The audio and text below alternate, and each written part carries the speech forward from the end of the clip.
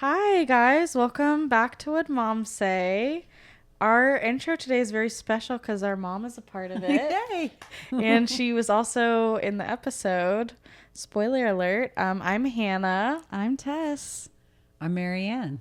And yeah, we're having her in our intro because I drove her here. She has to be here. How did you like I your can't leave. Damn. How did you like your interview, Mom? It was really fun. Yeah? It was just like talking. It was a conversation. Yeah. That's basically Very what a laid back. podcast is. Yeah, I could do that for hours. Yeah, you love to talk. I do. Motor mouth. Yeah, we talk about that. FYI in the episode. You also had the nickname Wild in high school. We didn't get into that. Yeah, but well, the other three were loose, horny, and sexy. So I think I landed on top. she means her friends were called that, not your other nicknames. Yeah, my friends we all gave ourselves nicknames because some guy said to me, "You're wild," and I was like, "Yeah."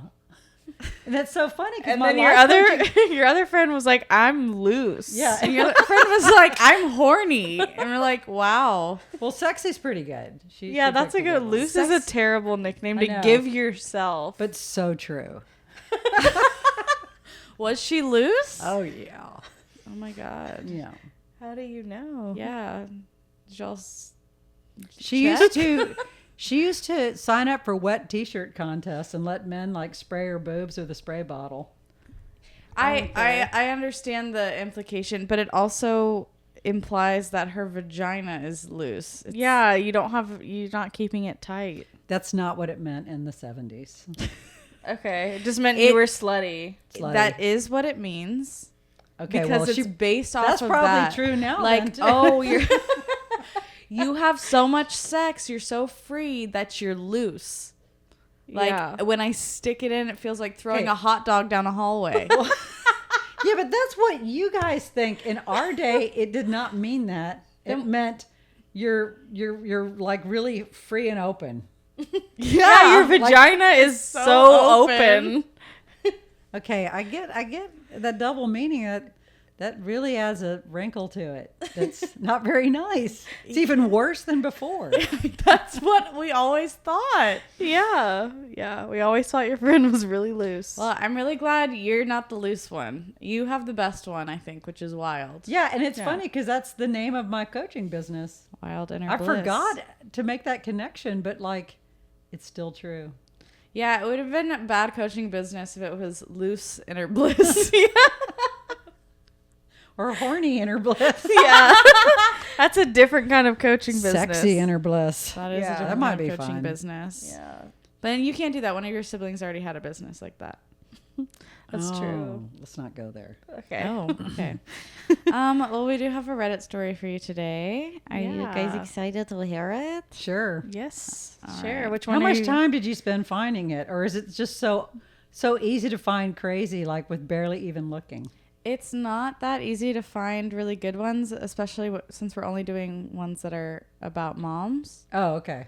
I had a bunch and I looked up and I was you've just looking curated at, some. I was looking at ones I had already saved. And I'm like, this might be a good I one. thought you just picked one randomly right now, and I'm like, wow, that's. She prepares, but she doesn't let me see it before. Oh, that's good. Yeah. So it's a raw reaction. I also have only really skimmed this one. I haven't fully read it, but I thought it would be appropriate since both of us have lived with you after we weren't supposed to.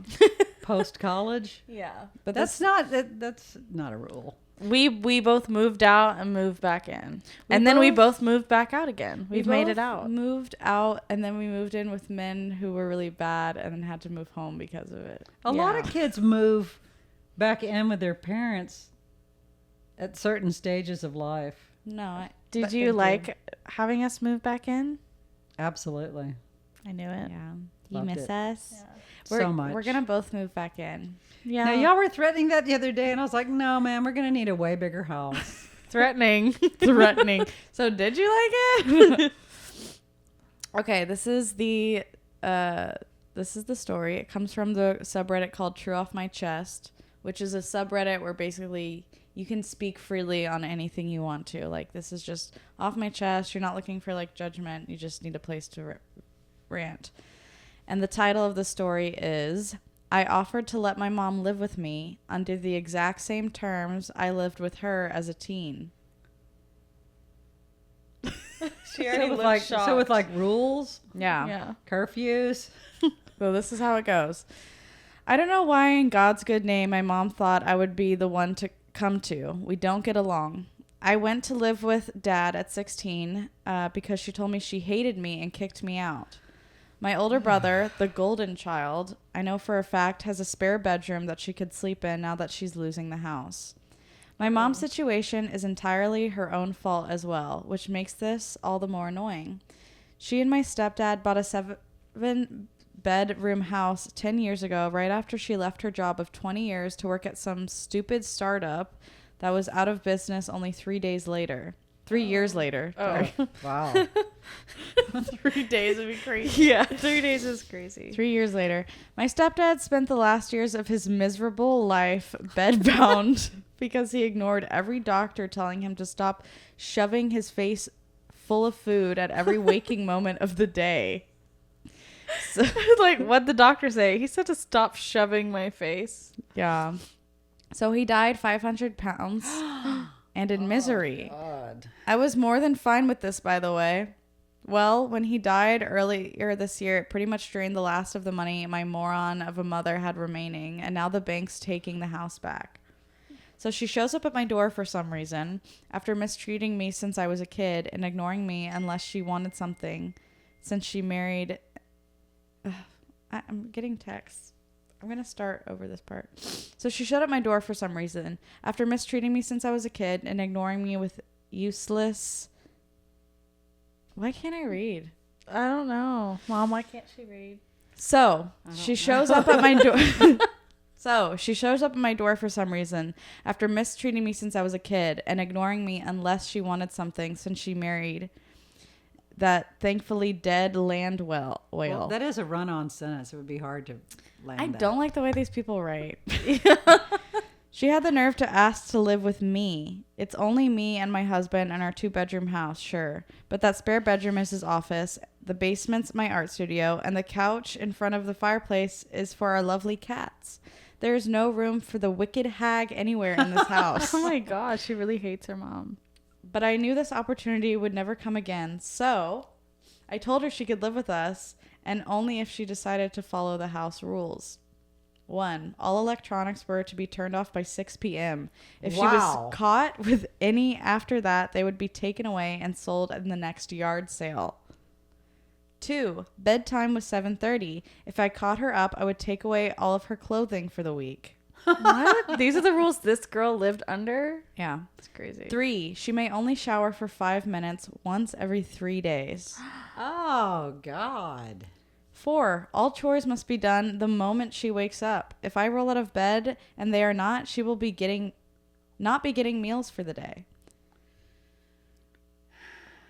Her mom withheld food if she didn't clean her room, basically. 5. She must make sure she is alert at all times. If I and hubby need something done, it is to be done at that moment, or else she will lose her bedding privileges for the night. 6. She will be in charge of cooking one meal each day that I choose. If it is not made to my liking, she will not be allowed to join us and instead will eat the cheapest frozen meal available. 7. I will be reading all of her mail, text messages, and emails. I will give her the ones I deem acceptable communication under my roof. 8. Her car will be my own personal travel car. She will also drive me wherever I want. She will have to pay for gas. And last but not least, if at any point she displeases me, I will be calling my brother to come pick her up from a nearby gas station. I will get to choose what she takes to put in a torn-up backpack before dropping her off without looking back.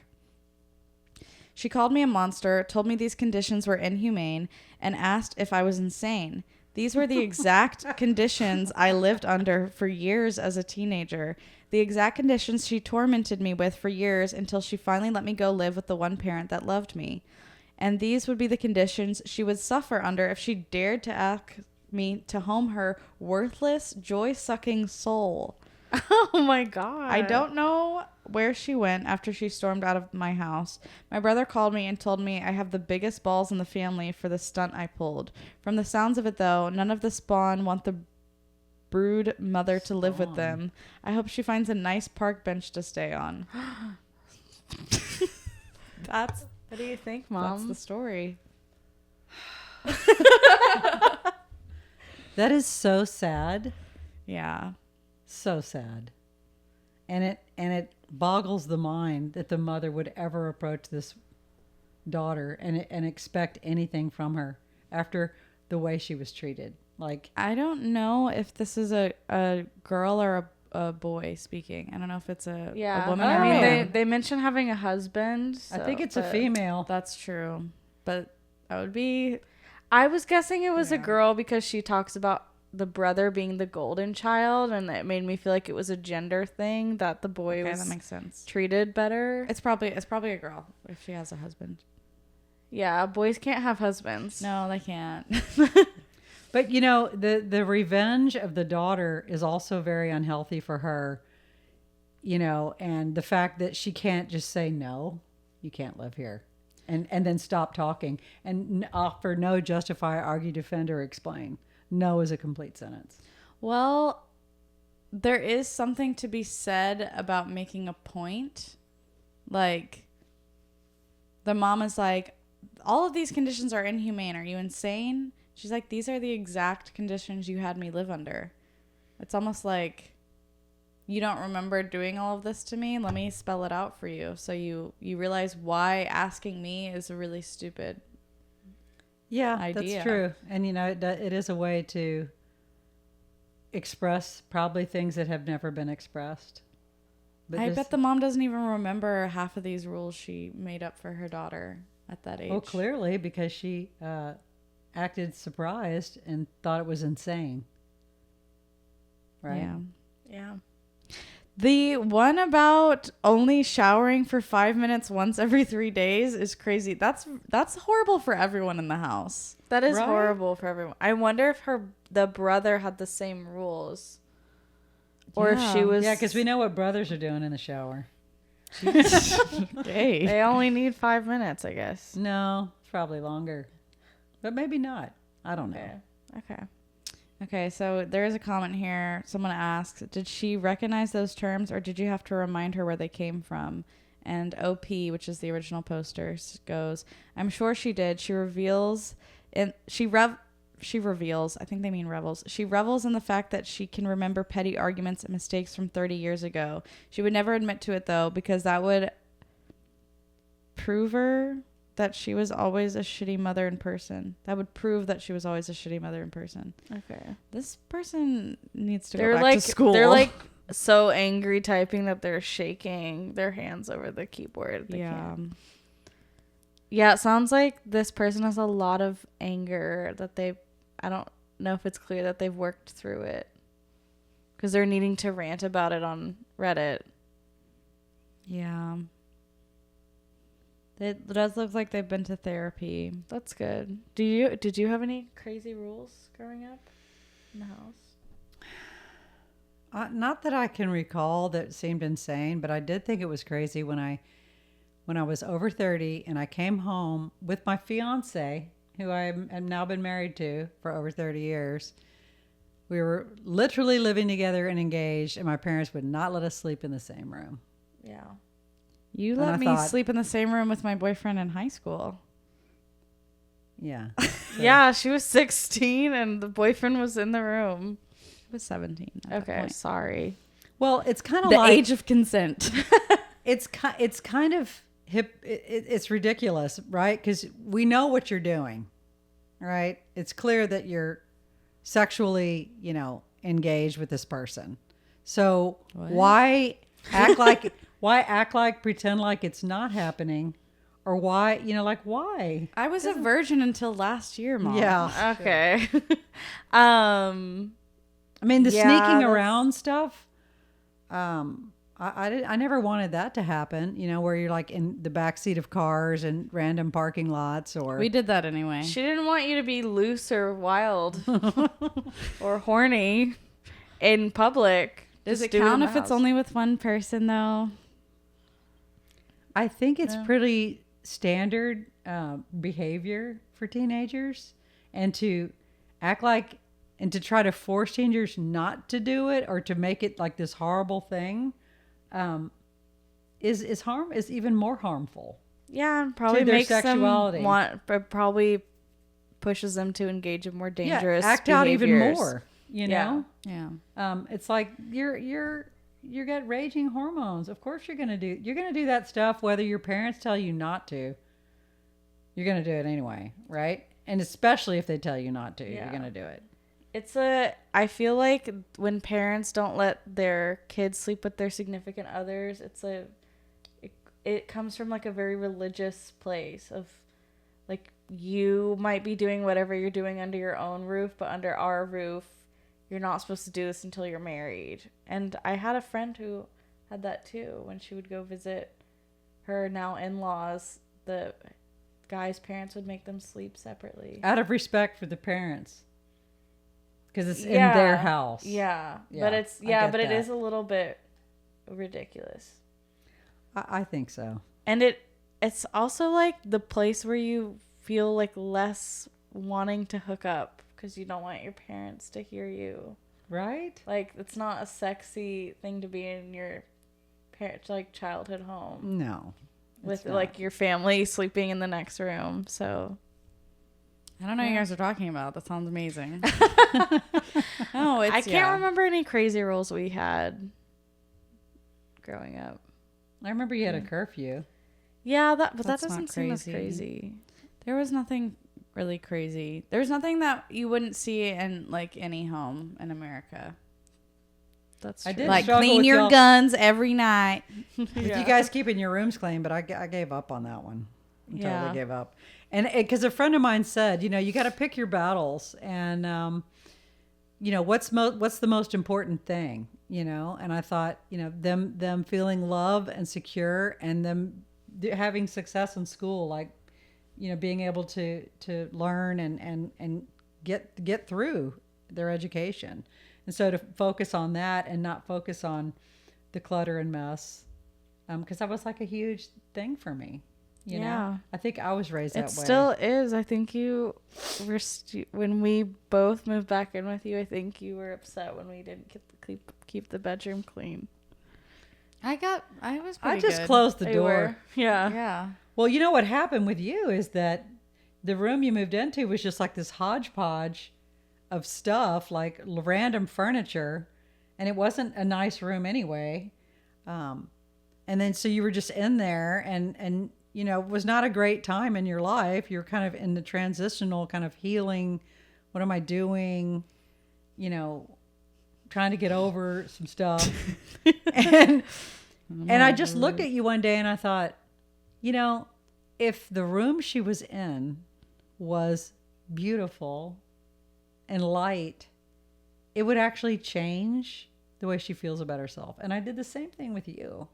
When you came back, we uncluttered, we went through things, we went in, I really believe that the space that you're in affects you emotionally in a huge way. Just like the clothes that are touching you, I really like your miss that environment. wardrobe.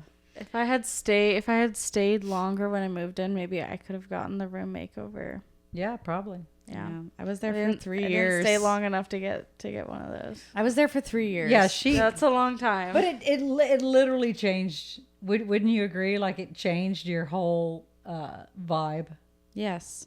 Yes. Absolutely. And then all of a sudden you're like the part of you that had been lost that wanted order and because you're very detail oriented and order and always like when you were young to organize things.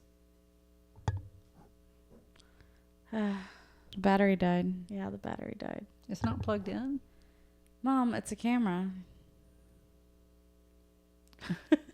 You don't plug it in. There's just a battery pack in there. Dang it. Sorry to everyone listening. Obviously, we lost battery again. We really need to just charge between or get a second battery and put it into the camera after we do an interview and then do Let's this. spring for a second battery.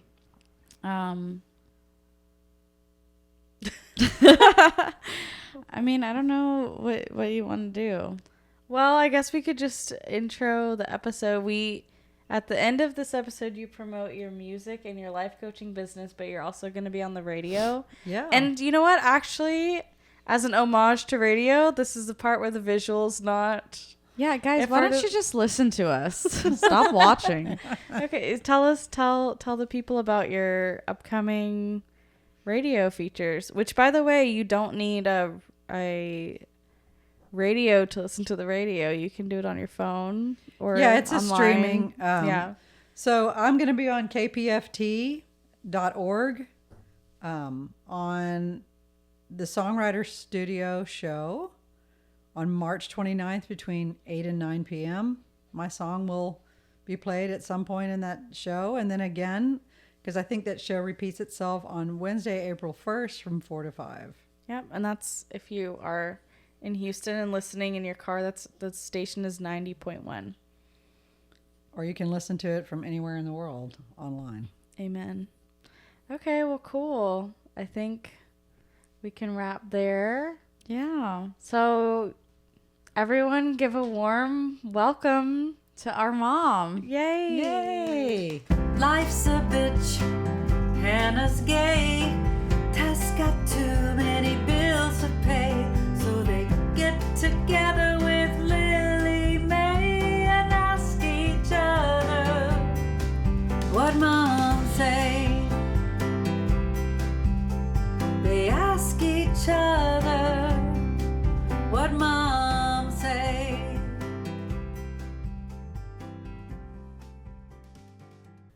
Hi, Mom. Hi, girls. What did you say? About what? I guess about everything, because that's what our podcast is about. Well, that would take really long time, right? To say Yeah. everything that I have ever said. I don't think we're going to do that. Okay, we can try. But yeah, just start from when you were 0. 0. I don't remember 0. I think my earliest memory is about 4, age 4. What happened? We were living in Tulsa, Oklahoma, and it was a really scary, creepy house for a 4-year-old. There was a basement with a laundry chute that I thought was creepy.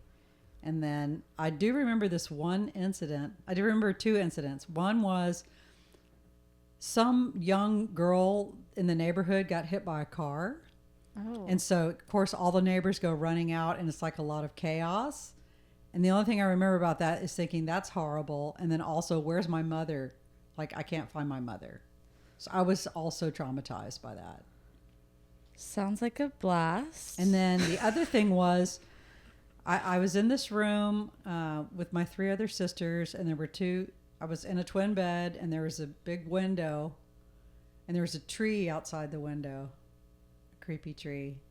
And I just remember a storm and like watching that tree hit the window and being terrified. So Oklahoma wasn't fun for you. I don't remember much, but I do remember a story my sister told me about my brother. He thought it would be really fun to lick the ice that was forming on, icicles or whatever on the house or on something. And his tongue got stuck to the ice. It's like a classic. And they had to pour water on his tongue to get it off. I don't remember that. I heard the story. Which uncle was that? Kevin. Okay. That sounds about right. Yeah, that makes sense. Well, Kyle was little. Like if I was 4, Kyle was 2. He was a baby. Yeah. So. Well, I do want to say thanks for coming on the podcast today. We also have Lily May in the studio. Yeah, if you're watching, the one and only Lily May is here. She's a little bit anxious. She's so brave. She's doing better. Yeah. We didn't really intro, so this is me introing. Yeah, go ahead. That's it. That was it. Okay. We're here with our mom and Lily May.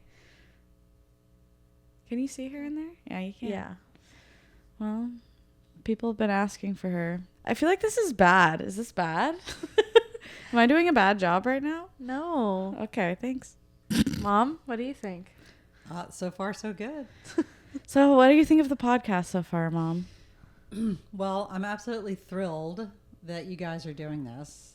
because I've waited a long time. I remember you talking about doing it, but it took a while for it to get started. Well, it was originally a different podcast. Yeah. To be fair, That's true. It was about sleeping with comedians. okay. That was the name. It was about dreams and Right. the subconscious. Yeah, which I love that concept, by the way, because Should we just not do this anymore and I do that instead? no, this one's also fantastic, and I've heard from many of my own friends they thought it was really a great idea for a podcast, very original. Oh, I love that. Oh. The phone's going off. Sorry, y'all. What was that? That was my alarm in case y'all didn't show up at 11. In case I wasn't awake at 11 Okay. and y'all were here. But I was. Yay. You guys do that? Do you ever set an alarm for the time you're actually supposed to be starting the thing that you need to wake up for, just in case? No, when you get to be my age, you just wake up really early and you can't go back to sleep. So enjoy. Do you think that's a hormonal thing, or that's just an old age thing? I do think that it changes. If you talk to like old people, they eat dinner at like 4 or 5. They go to bed at 10. You just are on a different rhythm. Yeah. You eat dinner really early now. Yes, I eat dinner around 5. Mm-hmm. But then I snack, which is not good. It's good. I love snacking. Me too. I love me some Skinny Pop. Some Skinny Pop. Yeah. What's your favorite snack, Hanlon? Feel like cheese and crackers is always like a really good snack.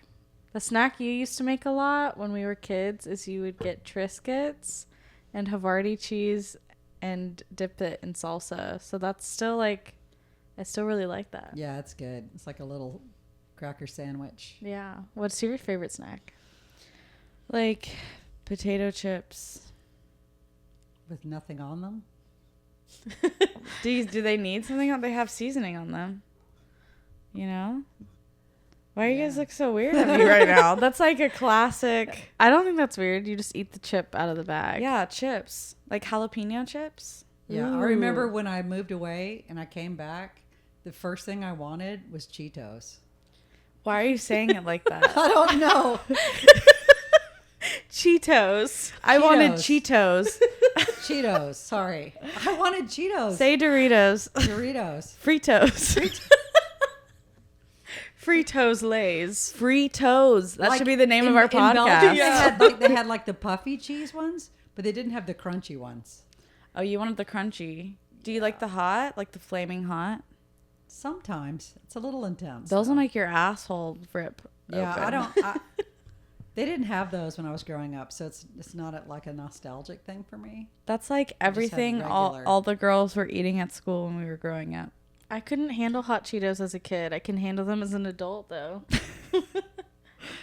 Yeah, those kids had iron stomachs. I just remember kids eating them and then their fingers were like covered in the red dust and it really grossed me out. So that's why I never ate them as a kid. You're like, I'd rather they be covered in orange dust. It all was gross. Like I didn't like Yeah, seeing, that's the worst part about Cheetos dust. is the dust. It's very dusty. Yeah. It's very messy, and I hate messy. So like I would always just be licking, like I never wanted it to build up. Yeah. I'm always like making sure I don't have food anywhere. Well, that was fun to like let it build up and then lick it. But when other people did it, it was gross. Yeah, of course. Only I can do it. It is. You don't want to be seen doing that. Well, because when other people are doing it, you actually see their tongue, which is disgusting. Oh no, Ladybird is here. Uh-oh. Ladybird is my dog, and she always wants to eat Lily Mae when she sees her because she's just so small and cute. She's a little She snack. looked scared when you said that. We're not going to let terrified. anyone eat you, Lily Mae. It's okay. She's so anxious. Aww. She's trying to calm Yeah, herself down. she's regulating her nervous system. Yeah. If you guys are watching, she's laying her little head on the armrest. Yeah, she's very cute. Well, maybe we could talk a little bit about your mom, Okay. which is our grandma, Yeah. who we call Mimi. Nora Ann Hager Wogan. Yeah. She, I am the 5th child of 6. And I'm the only one whose name begins with an M. So it's Colleen, Kathy, Kevin, Caroline, Marianne Kyle. Yeah. Yeah, you were in the newspaper for that. Mm-hmm. Yeah, I had my Guess there wasn't a lot of other things going on in Fort Worth. slow news day. Yeah. They were doing a little, op-ed on, not op-ed or whatever you call it, a Like- human interest piece on babies' names. And I guess my mom knew somebody who knew somebody. So, but my mom grew up in Dallas and went to private Catholic schools. She's one of 4. She's the only one that's still alive. She's 90. She's 91. Oh, that's true. She's 91.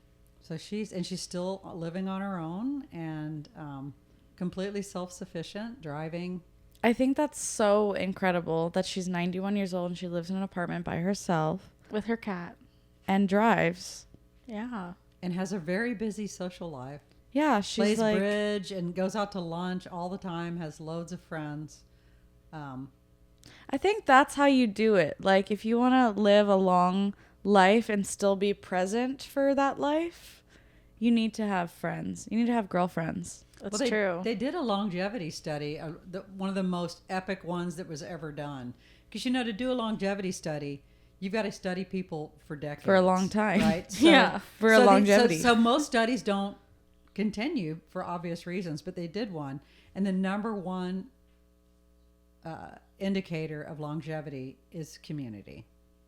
Yeah. You And need people. being with other people and having contact. And my mom thrives on being social. Like she's a very social person. She's very charming and fun to be around. So she just loves socializing. She's also really good at getting gossip out of people.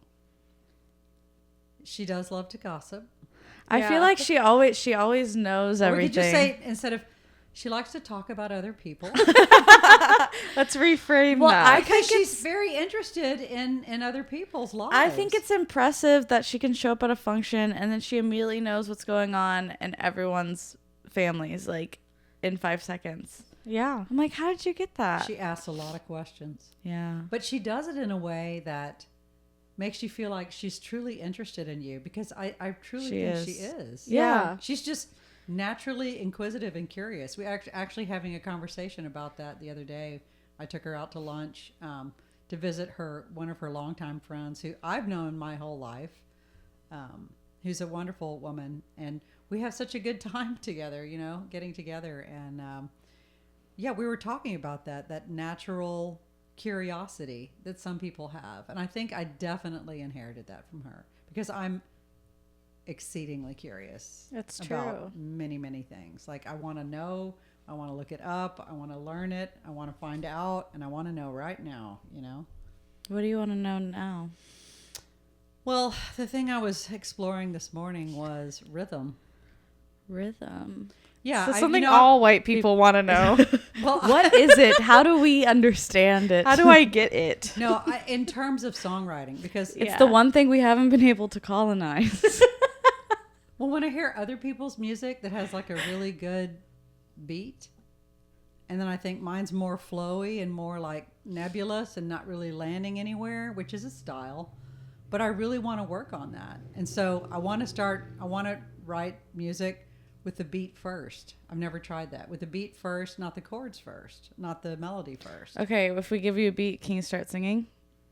Wait, let me look up my... No, you have to do it freestyle. No. We won't make you do that. Hey, what's up? This really sucks. Hey, this is such a bad song. It's hard to do when people are watching you. Hey, you're putting her on the spot. Yeah, that's true. But you never know. You could have just like created the best thing in the moment. Oh, she's falling asleep. Aw. Sitting up. She's tired from being so worked up. She's tired from being Who stressed. can't relate to that? One thing the 4 of us all have in common is that we're all extremely anxious. That's true. Mm. Yeah. Where do you think that came from? Also from your mom? Because Yeah. you mentioned that And she my was. dad. Yeah. You mentioned that she was really stressed out when she was pregnant with you. Well, here's what happened. So I was her 5th pregnancy, which can you even imagine? Like the oldest in my family and the youngest, there's only like 7 years between the 6 kids. So like she was basically pregnant that entire time. She even had 2 miscarriages in there. I don't even know. You know, she was just always pregnant. But anyway, when she was pregnant with me, a good friend of hers or someone she knew died in either childbirth or pregnancy. So my mom kind of took that on as, you know how you do if you hear something happen to somebody else, well, that's going to happen to me. I have that. Well, that's going to happen to me. And I think that's anxiety for sure. And so when she was pregnant with me, she felt like she felt like she was going to die. And a lot of studies have said, the nervous system of the mother, the chemicals that are flowing through her body are passed into the fetus. So the emotional state of the mother can affect the emotional state of the child. Did you think you were going to die when you were pregnant with us? No. Then why do I think I'm going to die? Because you are. Why would you say that? Someday. Shit. Yeah.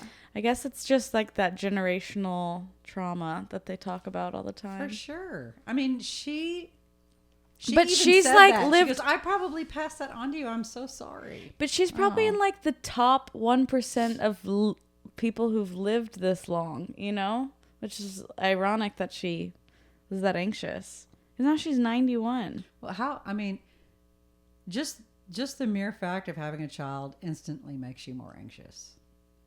Yeah, that's why I don't want to do it. Did you feel like having us changed your brain chemistry? Like, how do you feel like you've changed from not being a mom to being a mom? All of a sudden, you're completely responsible for another human being. And so it really hits you. Like, I don't want to mess this up. I could kill this thing. And you love your child so desperately that the thought of losing them is really more, it's the most unbearable thought I've ever had. Which one of us do you love more? Why do you always do that? We wanted to ask you which one was your favorite. I don't do that. Okay. I don't have a favorite. We've never gotten her to admit one. You don't have a favorite that you'll speak out loud, but I know it's me. I'm just glad that I had 2. 2 girls. And 2 girls, yes. I am thrilled that I had 2 girls. Did you ever want a boy? I mean, I think it would have been a really amazing experience to have had a boy and who grows into a man. Like, that's amazing, right? But obviously my preference was for females. I have this fear of having a son and then him becoming a man. Yeah. Men are dangerous. Well, it's just like you can be a good parent and do like everything you're supposed to do, and still things can turn out poorly. And I don't know, just because of my experiences with men, I would be afraid to raise a son to become one of those men that I have issues with. Yeah, and here's the interesting idea around that, because who raises those men? Women. Yes. So, but also a lot of the times, their dad is not in their life, and they're raised by a single mom, and she did her best, and they're still fucked up because they didn't have a good male figure. That's really, really important. But I also think there's a lot of dysfunction in those situations, primarily because if the woman is alone, or the husband is there but he's not present emotionally, or he's not a good man, or whatever, he's either there, he's not there, but he's still not there either way, right? If that makes sense. Yeah. And what happens is the mother latches on to her son, okay? And she goes to the son for emotional nourishment. It's called enmeshment. It's enmeshment. And so what happens is the boy hates women as a result of that. And any woman that comes into his life romantically when he's grown will, the moment that woman says anything like, I want you to do this, or anything that seems kind of mother, he gets really upset about it because he doesn't want to be married to his mother. Have you ever dated a man like that? Your father. Really? Yeah. Oh, I didn't know that. Well, I think that his father was not emotionally available to his mother. And so I think that dynamic was definitely there for them. And so as a result, I don't think your father hates women. But I think there's That's good. There's that Thank thing God. around control, like not Yeah. wanting to be controlled by a woman, and not having to be the one to like try to soothe them emotionally, because it's a lot of pressure, when it's your mother. Because it's not really normal. Like a mother should be the one soothing the child, not the other way around.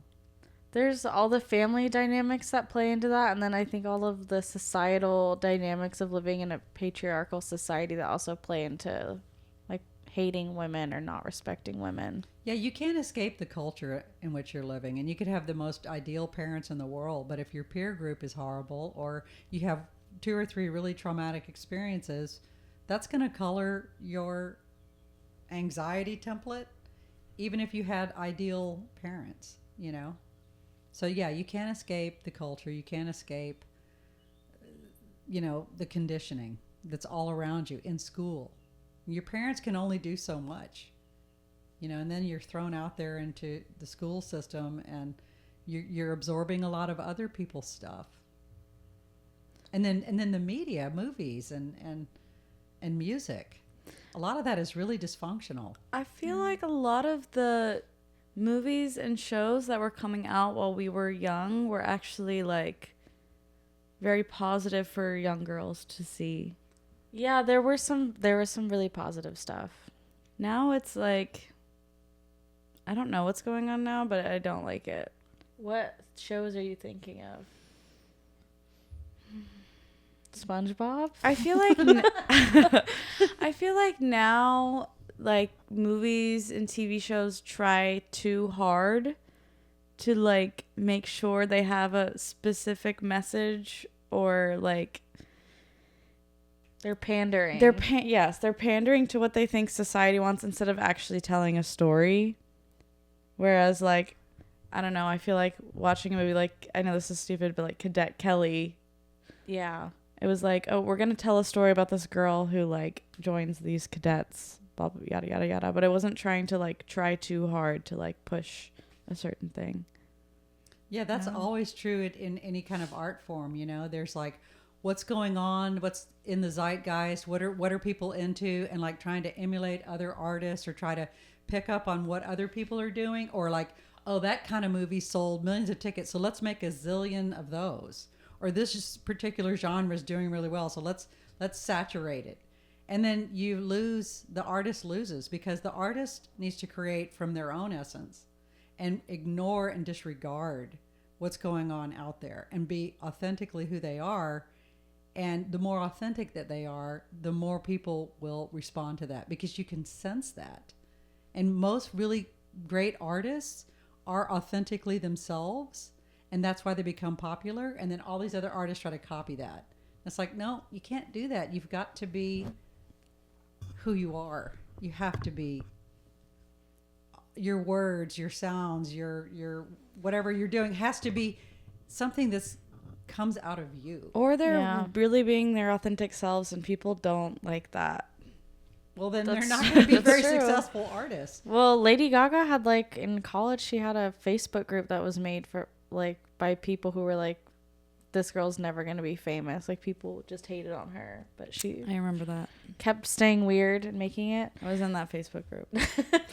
I was going to ask, as you were talking about individuality and coming into your own and being an artist, what that was like for you growing up in a household of being one of 6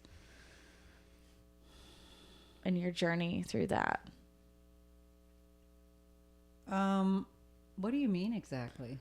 Well, there was a lot of kids, so it's kind of like, I feel like you could get lost in the sauce a little bit. And then you were also the only one with the M name. I feeling different and finding your individuality through Right. your upbringing. Yeah. Well, when you're one of six, you're like a herd. Okay.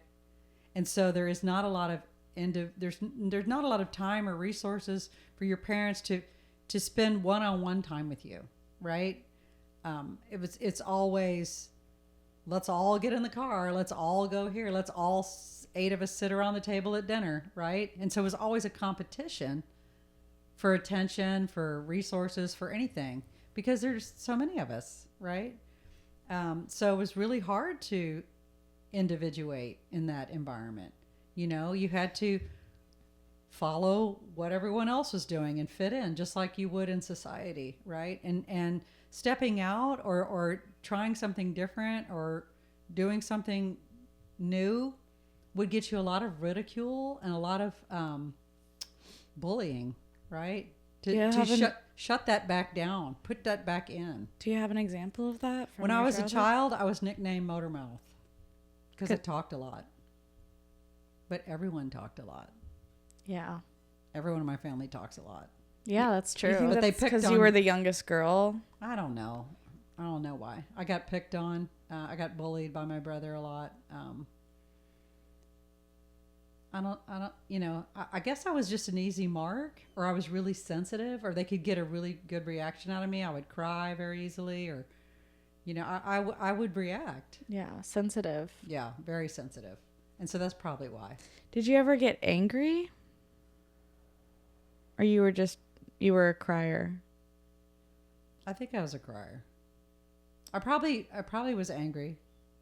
I just wonder because I got angry a lot as a kid Mm-hmm. and threw like tantrums basically. Mm-hmm. And now I'm wondering like if you didn't do that, I wonder if Papa ever did that as a kid. But I feel like no. I think he had some anger. Yeah. For sure. Well, Because, you Hannah- know, for men, like the only two, the anger is okay. That's the only okay emotion to show. Yeah. I always remember like getting really angry and like doing some crazy shit, and then I would feel really guilty afterwards and really embarrassed. And I'd be like, why the fuck did I do that? Yeah. But then I couldn't say that because it'd be even more embarrassing to admit that I realized it was embarrassing. Yeah, it's a childish, emotionally immature, because you were a child. So, of course, you're emotionally immature. And you have containment issues as a child, right? Well, even looking back, Hannah sent me a video of us the other day, and at one point I scream at her. And even looking at it as an adult, I go, that's embarrassing. I can't believe I did that. Oh, I didn't see it as that. I still see it that way. I was looking at the childhood videos as well, and there's stuff that I did as a kid that I'm like, I don't like that. And then I was reflecting, I'm like, I don't think I was a good person when I was a kid. I think it's really hard to be a good person as a kid. Like, you don't know everything yet, right? And you're the best that you can be until you gain that knowledge to then be better. Yeah. But I agree. I don't think you were a good person as a kid. Just kidding. Yeah. Mom's crying. I don't agree with that at all. Oh. But maybe you did things to her you didn't do to me. Yeah. To me, you were really, you're really sweet. Okay. I think you were really sweet. I think as siblings, you're going to have rivalry. You're going to fight. It's just natural for that to happen. That's like the first person in your age bracket that you have conflict with, that you... You're also in competition for the parents' resources, time, love, and money. And so they're in direct competition with the most important person in your life, who's kind of like a god to you at that point, because they're like everything. Like they provide the home, the food, the love, the shelter, everything. So, you know, if someone else comes into the picture and they're like at the competition for that amount of stuff, I mean, you guys used to fight over who would sit next to me. That's true. It's weird. I don't know. Just seeing those videos recently, I'm like, I feel like this is not me. Like, I look at them, I'm like, I feel no connection to this child that I see. But then I'll have a moment like 2 days ago, Brian beat me at the Scrabble game. He beat me in a Scrabble game. Right after that. Yeah. And he put this word right where I was going to put my word that was going to have way more points. I was finally going to beat him. And he blocked it out. And I got really angry. And I was like, why would you do that? Like, I was going to use that space. He's like, that's just like how you play the game. And I'm like, oh my God, like I'm acting like a literal child right now. I don't even care about Scrabble that much. I just wanted to win in that moment. I'm very competitive. Yeah, you get upset when you lose a game. Yeah, I do. Yeah, and I'm like, that's that little That's girl an who immature- used to like yeah. flip the Monopoly board. Luckily, it's digital, so I couldn't flip shit. You could flip the phone. Yeah. It's all emotional. I'm gonna throw his phone across the room. Try beating me in Scrabble now, bitch. It's just emotional immaturity. Yeah. And some of it floats into your adult life, and you're like, oh, God. I should have picked someone more stupid. He's too smart. I'm never gonna beat him in Scrabble. You're never going to beat him in anything. Okay. No, I mean, of intellectual, you know what I'm saying? That doesn't make it better, Mom. That's so funny. But you're way funnier. And That- prettier. Do you know what? I'll take that. You beat him in a beauty contest. Think about it this way. Like, you guys were drawn to each other, and part of that is because of his intellectual capacity and yours. He's not going to pick a stupid woman. That would be, he would yeah. never be True. drawn to someone who couldn't keep up with him, intellectually, because that's boring. It makes me feel really secure that the person I'm with is like Super smart. like a genius. Because I'm like, okay, at least you know what's going on if I don't. Because Yeah, he does know a lot about what's going on like a cellular level. But it can be too bad. It can be really hard to be super smart because you know everything that's going on. It's like it's almost better to be stupid. Stupid Yes. people are happier. They are. They are. But when That's it why we're all comes to- sad. When it comes to like logistical things and stuff, like I can't be with a stupid person. No. They're fun. They can be nice You to can't look at. even have any but that's it. respect for. You need intellectual stimulation.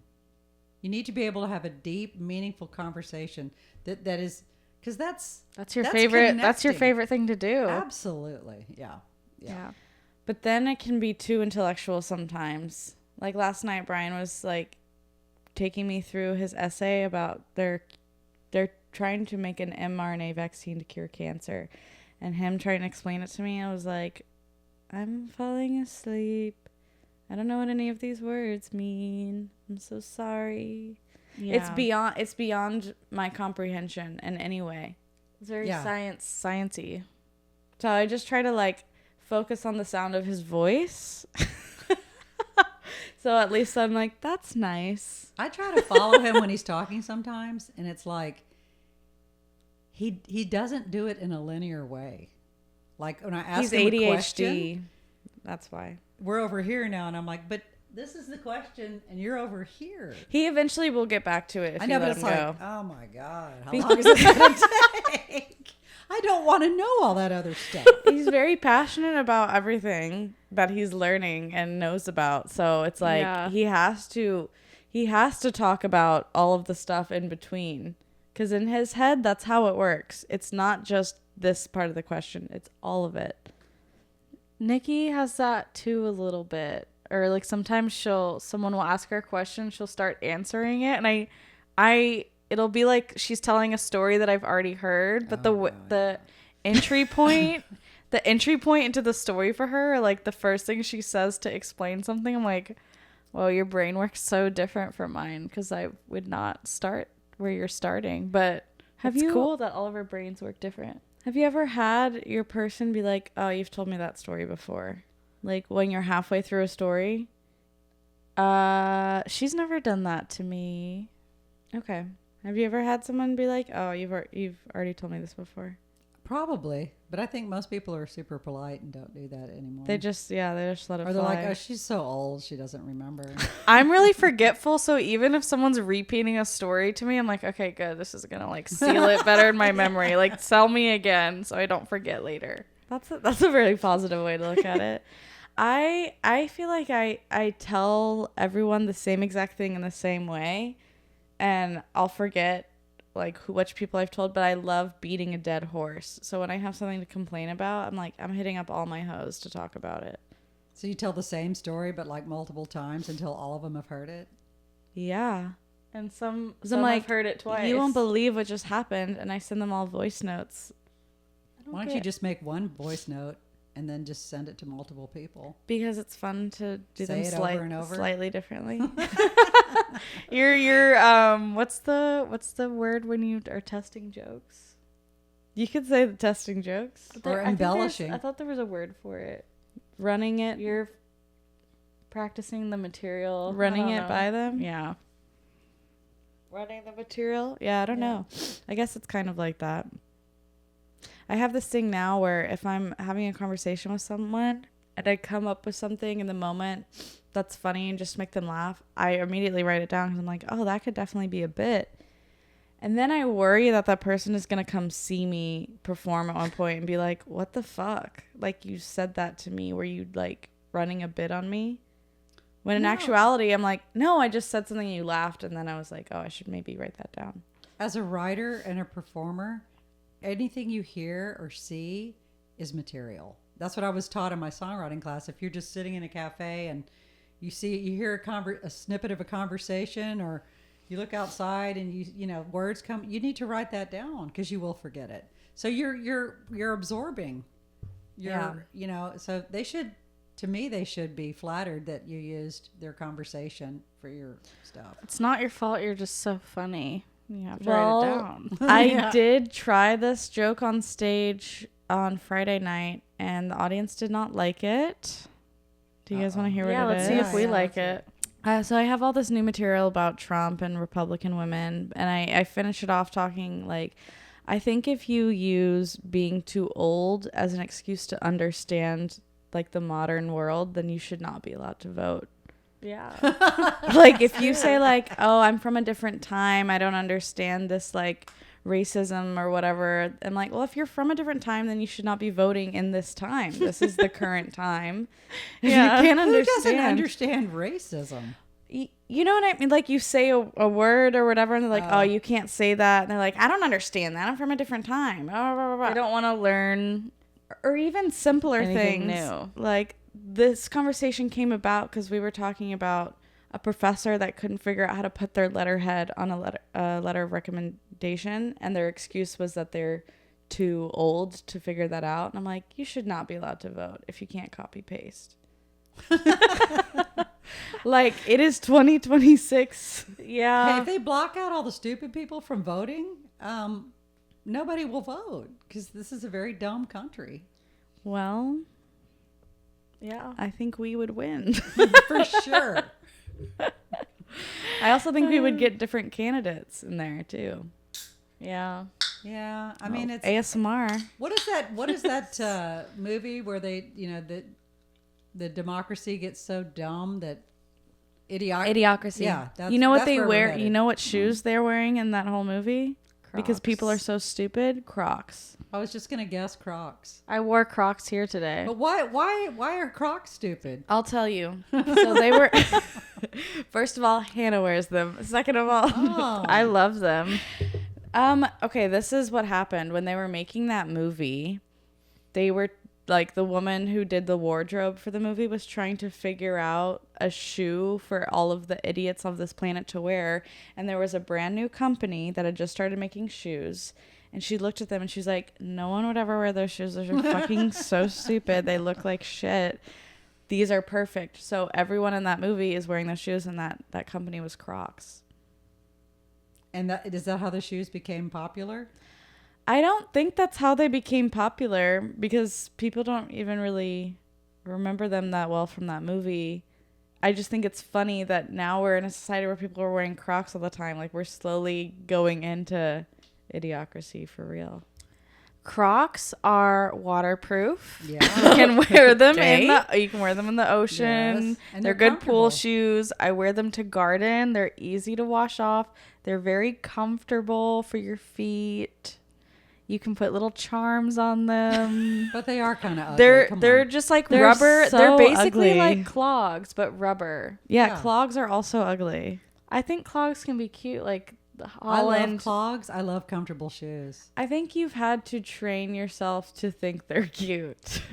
Okay, I was also anti Crocs, and then my fiance had Crocs, and I borrowed them one time, and I put them on. I was like, these are so See, comfortable. it's a sickness. It's slowly infecting people. I had this weird experience the other night. So I have some friends, and a lot of You them are- do? a lot of my friends are like 10 years younger than me. You know, I think I'm a late bloomer because I met all these women in recovery, but they're all like a decade behind. You know, but I love them, and we all get along. And they're like, we can't believe how you're, however old you are. You don't act like that at all. Well, you Or believe look you're like that. Anyway, so we go to this play, and they're all dressed nice, right? Dress, heels, what have you. Like, they've all made some effort, right? And I made some effort too. I mean, I fixed my hair and I put makeup on. But I'm sorry, like, I'm at a point in my life where comfort is more important to me than looking cute. And so I showed up in, sneakers, like slip-on, Skechers, and like white jeans and like a little sweater and like just super casual. You looked really cute. I think I saw that on Oh, you. I And didn't then see. they're all dressed, in heels or whatever. And I thought to myself, I remember doing that. I remember walking around in uncomfortable shoes and trying really hard to look good, and I just don't care anymore. I feel like you didn't do that at their age either, though. Right? Weren't you younger doing that? You've never tried to look good. Okay, well, so. I'm sorry. When I think about like growing up with you, especially like when I was in high school and college, which would be the years how old Like these 10 women are years now. ago. Do we really have to foot around the ages? Are you not comfortable saying your age? No, I don't care. Okay, 60s versus 50s, right? Like when you were in your 50s, I feel like then you were also very passionate about finding shoes that were comfortable and clothing that was comfortable. Like you'd always be like, step in my shoe. Feel my shoe. Like, isn't that comfortable? No, I'm always surprised and delighted when I find a shoe that's really comfortable and pretty, because that's really hard to do. Yeah. But I see women trying really hard to look really, and they look great, but I'm just thinking when I see them, that looks so uncomfortable. Because for me, Yeah. physical bodily comfort, my somatic, like when I go to a store and I touch the clothes, if it's not soft, I'm not going to wear it. I'm not going to wear it. Like the first thing is how touching it. It has to, how does it feel against my body? Yeah, shopping with you, you're like, touch this. Ooh, feel that. I know. Yeah. That and the color, and that's it. Yeah. But yeah, I feel like growing up, you didn't put this like huge emphasis on how we had to look, which I liked. I appreciated that. Yeah, I think that you're both like that. Because then we were able to like kind of explore our own individuality. Like you never were like, you have to wear this. That looks terrible. Like it wasn't like that. Like No. you would be like, maybe different shoe, But I know moms who are like, no, you're not wearing that. Like, I feel like when we would shop together, you got to a point where you would suggest all this stuff and I would say no to everything. And you were like, the next time you go shopping for clothes, I'm just going to drop you off at the mall. well, I say that especially because like in high school, I was wearing like jean shorts with black tights. I had green hair. I was wearing a lot of eyeliner. I you looked and your kinda pop punk emo. phase. Hot Topic girl. And you never told me I couldn't wear any of that. No, I But I think about the woman I work for right now, and if her daughters wanted to wear something like that, it would be over. but let's see long term what that would do, first of all, to that daughter's sense of herself and her autonomy and her ability to try things, because when you're young, you want to try, maybe I'm emo. No, maybe I'm this. No, maybe, let them do stuff and they'll land wherever they land. But I always wanted for you guys to cultivate your own individual style and find yourself. And if, I didn't want to impose my stuff on you. I do remember though, in elementary school, I couldn't even get you guys to brush your hair before you went to school. Yeah. And for a long time, that was really hard for me because I took that on. Like, if my daughters show up at school and their hair isn't brushed and they look unkempt, that reflects poorly on me as a mother. Yeah. And so I made it about me. Yeah. But you guys would not do it. And you know what's crazy? Every day when I went to school, people would come up to me and they'd be like, "Is your mom a piece of shit?" Because your hair looks like shit. It really hurt to brush my hair as a kid. I had a really tender head. Like, I hated brushing my hair. Yeah, the fact that y'all didn't care at all how you looked was hard for me. So I had to just let We learned it from you, Mommy. But it is kind of true. Like, if you show up looking disheveled as a young child, then you do think, like, what's going on in their house. Well, I had a colleague whose daughters would show up to school and they smelled bad. Oh. And so I think we did really well. I did really well with y'all on that. Bath time was like fun time and like, let's do this. And it was... I remember how you used to get us in the bath. You would call us to the bathroom like dogs. You'd be like, "Hannah, come to the bath, Hannah. Come here. Come here, Teresa." I'm like, what are we, fucking like labradoodles? What the hell is going on? I love to use voices. I know. Yeah. And make sounds. Yeah. That's just... I also That's thought true. bath time was fun because what we used to do is we didn't have regular bath toys. We would go to the kitchen and get kitchen supplies and play with those in the You bathtub. had regular bath toys? You didn't like them. Okay. We wanted a Don't colander. say We you wanted bought bath ladles. toys. We wanted ladles. That's Ladle. so good. Yeah, the didn't want colander was any of so the stuff. fun. The colander is so... You're like doing the soap through the colander. Yeah. And you didn't want the toy. You wanted to play in the box it came in. And I'm like, why didn't we just get them a bunch of We boxes for were Christmas? like cats. Yeah, I The remember toy was we sitting would. over here, and they're like playing in the cardboard box because we could have saved hundreds of dollars. We would draw on the box. Like, I remember taking one box and turning it into a spaceship and drawing Yes, like that was buttons and panels. fun ass spaceship. That bro. was so fun. Yeah, I remember that. We would Yeah. also get in our sleeping bags and like be on the top of the stairs and then like Slide down, and you hated it. And we tried to do it like secretly, I thought but it was dangerous. it is. was. But you did a chin dive into the wood floor in our house and had to get stitches on your birthday. I was basically grown up by that point. So. You were in 6th grade. I was too big to be doing that. But like going down the stairs, I remember I was trying to do it secretly. Like, you know how loud it is hearing a Why did body that- run down Why the did that stairs? bother me? I'm trying to think now why. Because it was dangerous. Because we're probably gonna I think bounce you our were head off the worried. stairs, or like it's basically falling down the stairs. So we were throwing ourselves down the stairs, and you didn't like it for some reason. We also like would get in a like one of those big plastic bins and throw that down the stairs. Do you remember that? It was I dangerous remember the as fuck. sleeping bag one more than the bin. But that sounds like something we would do. Or get in the bin, close the lid, and like shake it with another person inside. But we'd cover it in blankets on all the 4 sides. So it was like a padded wall. We were playing Insane Asylum. It was so fun. Yeah. Fun Yeah. times. Did you ever do any like weird games like that with your siblings growing up? Did y'all ever push each other down the stairs? No. I remember playing Barbies a lot and playing mom. And I would, we'd put a pillow up my shirt and pretend we were pregnant, and the father was David Cassidy or Bobby Sherman, who were the teen posters we had on the wall. And my mom would get so mad. And I was like, why are you mad? Like, I'm gonna we have a didn't know baby. how you got pregnant. Yeah. Yeah. We're just recreating what we saw you do.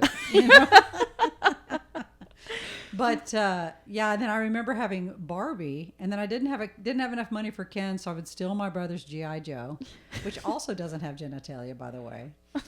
And You checked? we didn't have enough money for a Barbie house, so I would take the encyclopedias, the books, and I would make books into rooms. That's cool. And design like the floor space, and the Barbie would go from room to room. So we played a lot of house. Played a lot of house and played a lot of Barbie, you know. Was G.I. Joe a good husband? I don't really remember. I think it was very simplistic and very basic what I was doing. He was as good of a husband as someone with no genitalia can be. So probably pretty good. Yeah, right? He's not going to bother you. Yeah, not at all.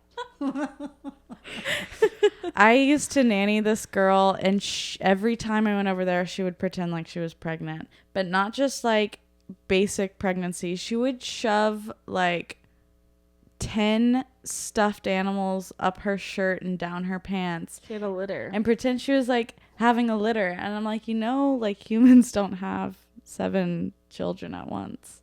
But she would want me to pretend I was the doctor and she was giving birth. And I was like, I hate this. And then she'd be like, now you're pregnant now. And I'm like, I don't want a kid. I don't want to give birth. No thanks. Yeah. Not for me. Dang. I should turn my ringer off. Also, sorry about all the barking happening downstairs for our listeners. She's in every episode. She is. Yeah. Borking. Lily Mae's being a quiet angel. She was sleeping, but then the borking started and she got Yeah. scared. Yeah. That's my bunny.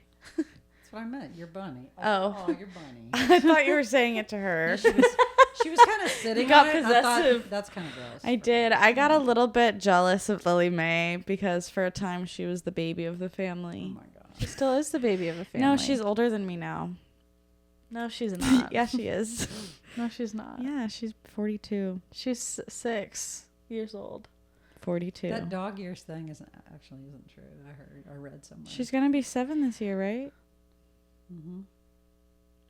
That's crazy. If that dog years thing is true, then that means...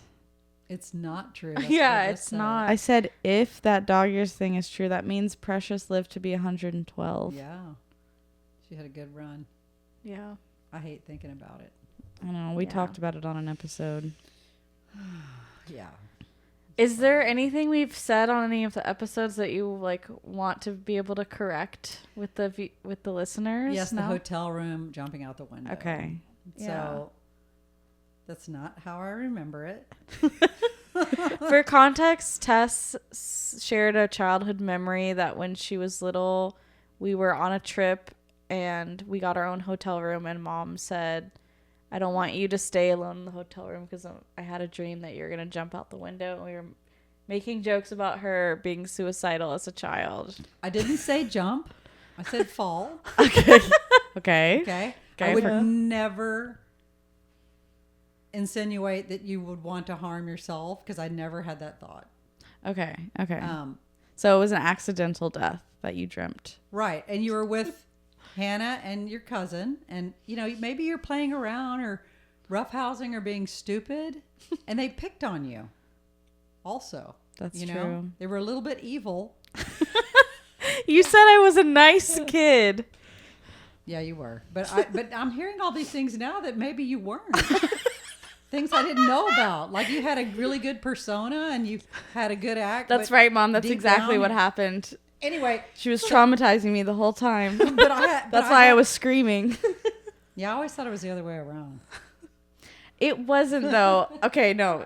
Okay. Anyway, say so the piece. so I wasn't the one who made the travel decision that you 3 girls were going to be in a hotel room alone, and you were very young, and I had alarm bells go off all over my body when your aunt and uncle told me they'd put you guys in a room by yourselves. I was like, oh no, absolutely not.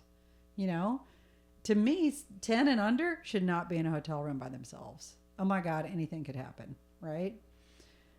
So I think there was that going on. And then I didn't want to say that out loud because I didn't want to critique their parenting because I didn't want them to think that I thought I they love were how you're like, idiots. you know what's going to sound less insane? I'm going to tell them I had a dream. That's exactly what I did. It's like, It was a way MLK around. style. instead of saying- telling them that as the mom, I don't want them to be alone, I'm going to tell them that I had a dream that they died. But I actually did have nail that. Yeah, just no. fell That was off. actually true. Don't stop fucking with them. But this was before. It wasn't. This is before I studied dreams and understood that they're not literal, that they're So did you symbolic. have the dream or not? I did have the dream. Okay. Okay, so it was But real. the dream was true. But I thought you guys were too young to be unsupervised. As a parent, as a teacher, of age appropriateness. And I think you would probably agree that you wouldn't put 10-year-olds and younger in a hotel room by themselves. Yeah, I think that's fair. I think the only way I'd be okay with that is if there was a door between my room and their room. There wasn't. But yes, I would have been fine with that. Yeah. I would have left the door open. It was probably one of those things where Uncle Patrick wanted to just have a hotel room to himself and his wife for the evening. They raised their child a lot differently than I would. I think she grew up a lot faster. She was given a lot more freedom and leeway to do stuff. She was a much European younger. child. And I didn't agree with any of that. I think we were a little bit more sheltered. Well, and then I have to think about it. Like, I was an educator, so I kind of understand child development and what I think, I was better in that. Understanding age appropriateness for children, because that was my field. That wasn't his field. It was the only child he had. He didn't have any child rearing experience or read any books or any of that stuff. So, he was just doing it by instinct, which I didn't agree with his instincts sometimes. That's understandable. I didn't either because he used to scare us all the time, and I didn't like that. He did like to scare us. Like, there's so many times I'd be like in the bathroom at May and Opa's, just go in the bathroom. I come out and he's there waiting to scare the shit out of me. I was like, why are you always trying to scare the shit out of me? My dad used to do that. He'd come up behind me and yell boo really loud, scare me. I hate it. Brian scared me in the house a couple months ago, and I started On crying. purpose? Yes. What'd he do? He just, he was here and I didn't see him. He was just in his office, and then he popped out and he's like, ah. And I was like, I screamed like bloody murder, and then I started crying, and I was like, I thought I was gonna get raped. Don't do that. He was like, God, I'm he sorry. probably felt so bad. yeah. I'm like, I'm not the kind of person that you can scare. Like, I'm not gonna laugh it off easily afterwards. I'm still gonna feel what I felt in that moment for a long time. Yeah, I don't like teasing because to me it's like bullying. And I used to watch kids do that to each other in school. Grab the phone and hide it or jump, like boys are very roughhousey, which that's a boy thing. But I'm like, I would look at them and I go, would you like it if somebody did that to you? And they're like, no. And I'm like, so there you go. Yeah, it's annoying. Like, what are you doing? You're doing something to someone that you would hate if they did it to you. It's the you golden put rule. it together, Why are you doing this when you know they're not going to like it? It makes me think that there's someone in their life that's doing that to them, like an older sibling.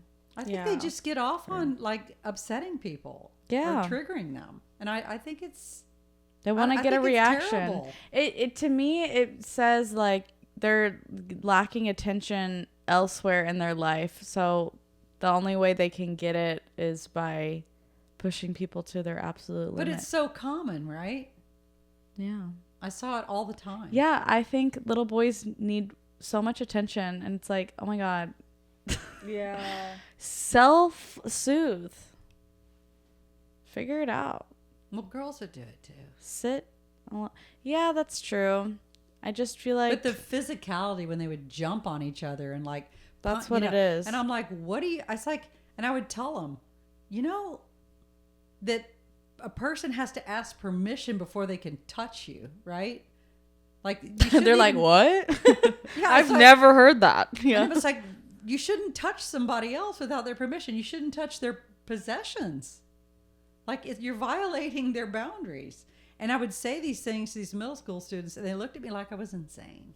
Yeah, that's an insane thing to hear when you're an 11-year-old boy. But I'm right. No, Yeah. you are. You're correct. They should be learning that way earlier. And I think some parents now do teach their kids that. Like some parents teach their kids, like, you don't have to hug a family member or person if you don't feel comfortable. Like you can say no to certain. Oh my God, I think that's the types weirdest of thing touch. when like a kid obviously doesn't want to touch a grown adult and they're like, give them a kiss, give your auntie a kiss, give your uncle a kiss. On the lips. And you're like, I don't know this person. Yeah. Yeah, it's on tough. the lips. Yeah. It's like, what? I didn't know that was really weird and wrong until much later. Lips is so weird. My father used to kiss us on the lips.